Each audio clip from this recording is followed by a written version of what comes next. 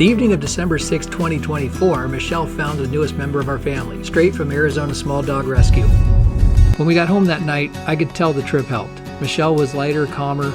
Later, we were watching TV. I sent her a text, a link to Arizona Small Dog Rescue. I'd been looking at it earlier and saw some dogs that needed homes. She gave me a dirty look at first, but 10 minutes later, she was sending me pictures of dogs she liked. While Dexter can't be replaced and never will be, I think having another dog in our lives might help her heal. We'll see where it leads. The next day, we took Louie on his first walk with us. 10 months old, part pug, part beagle, still wearing the pink harness he came home with from the shelter. But we definitely need to get him a color that suits him a little better. A few minutes in, he flopped on the grass and started rolling around, just like Dexter used to. Michelle smiled and let out a quiet laugh. It was one of those small moments that just hit you. Nothing big, nothing dramatic, but something good came back that day.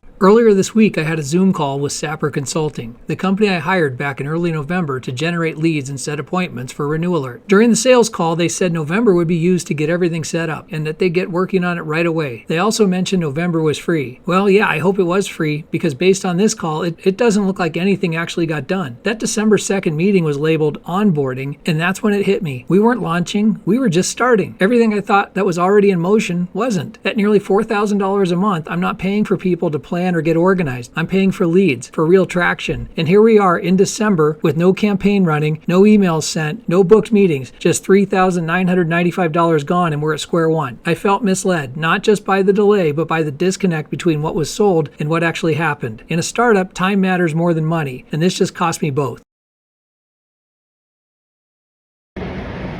December 17th, 2024. We left here 7 a.m. Scottsdale. Found the Starbucks here, not far from my office, so this might be my new stop in the morning. Because I got Sapper Artistic working on the Renew Alert plans. The CRM's come along good for offsite. One thing I kind of came across, and I'm really doing a deep dive into, I've been embracing more of the AI, creating a GPT. So I created one for Renew Alert, and it's got all the information in it already built. That's for me to build sales and marketing and go-to-market strategies there. Then I did one for offsite, and initially it was going to be the same way, but then I started thinking, especially back with the book, was bring more value. What if I can make the GPT answer leasing questions about all the nuances of copier leasing? So I've been working on loading that up, and then I thought about it, I got to rename it, because if it's offsite, I can have it steer users to offsite and mention offsite and be an advertisement for offsite in a way, but I could call it copier leasing. So I'm going to probably see if I can duplicate the GPT, and I'm just going to continue to load that thing up with data about copier leasing and how it works, cost per copy, and then I'm going to push that out. And it's kind of a badass tool. No one's doing that. It's the training tool. Sales managers want their sales reps to do it. I'm also going to Gemini, and I'm going to see if I can embed this into the copierstorage.com website where they can initiate requests for questions, everything there. I think I can do it through the Chatbot. Michelle's mom's favorite store. They have good key lime pie. 40 degrees in Arizona today.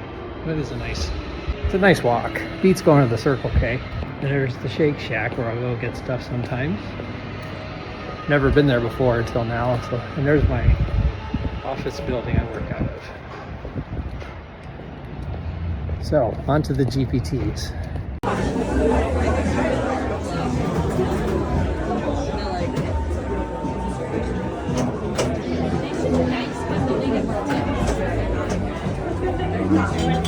Friday, December 20th, 2024, 6:44 in the morning. That's Coach House over there. It's a different commute.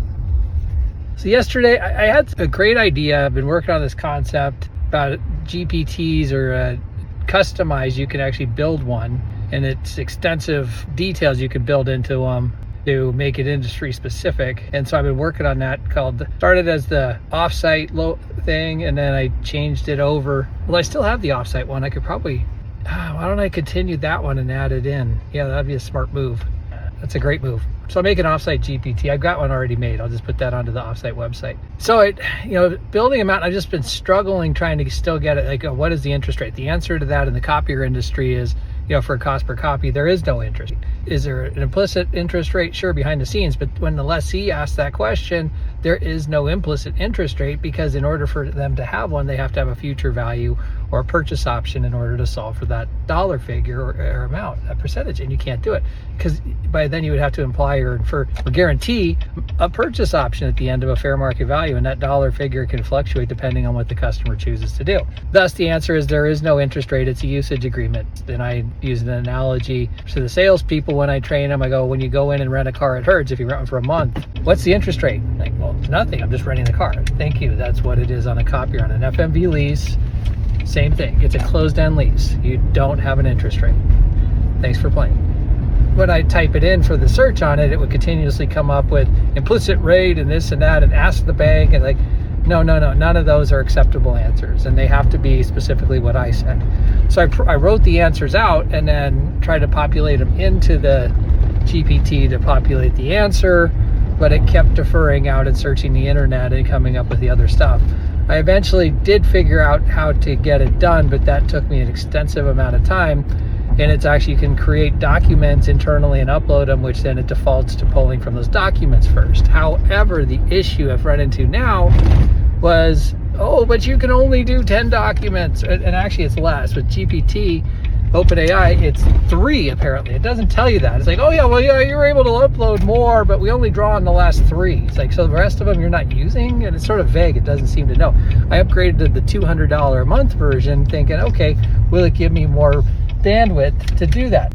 No, I can't see a damn difference on what it is, the $200 a month versus the 20, so I'm downgrading that back down. Gemini seems to provide more robust answers and sales oriented with a little more personality to them, but I'm running into the same restriction. Hopefully they pull their heads out of their asses in time and fix that, but until then, it is what it is.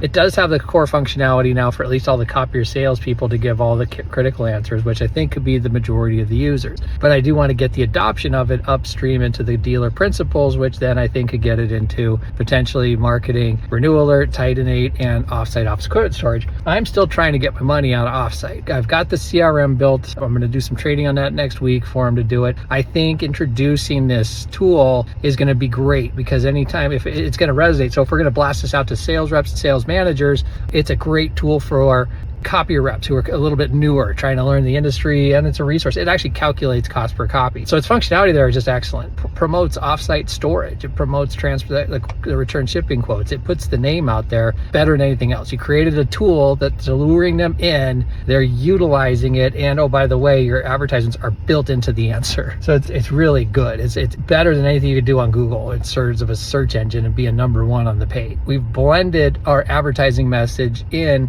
with a valuable product. They're woven together, and that's what makes this just remarkable. Monetization on this, I'm going to make copier Oracle, I'll make hotel Oracle, I'll make apartment Oracle. So it's going to have empirical data information that's real and important for the people at the front desk, the general manager, the apartment manager. What do I do when I have a tenant who hasn't paid in this many days? How to respond? This is the proper response. Is it? Then it also allows suppliers, those industries, to advertise, hey, who's a good landscaper? And then you could charge them to have them be prompted or woven into those answers. That's where I see AI going instead of the search engine, which just populates a bunch of shit, right? Google, give me this. It gives you 25 different landscape companies.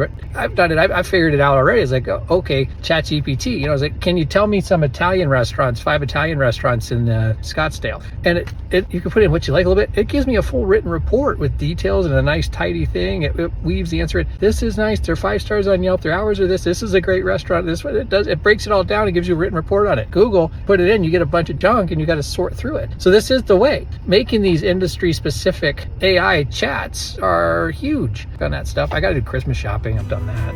Fortunately, I am right at a mall. This business blog document